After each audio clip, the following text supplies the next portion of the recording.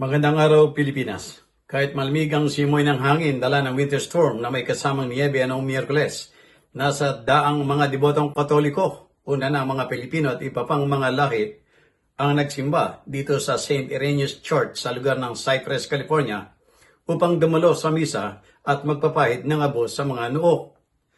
Ayon sa Biblia, ang Miyerkules ang ng abo o Ash Wednesday na ginaganap 46 na araw bago ang Pasko ng pagkabuhay ay minamarkahan ang pagsisimula ng Kwaresma sa kanlurang Kristyanismo na nagsisilbing araw ng pagsisisi at pag-aayuno.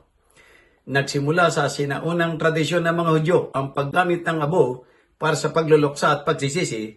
Ang pagsasanay ay ginawang formal ng simbahan noong Middle Ages, circa 11th century. Mula sa Amerika, ako si Jojo Cesar Magsumbulagulat para sa journalnews.com.ph.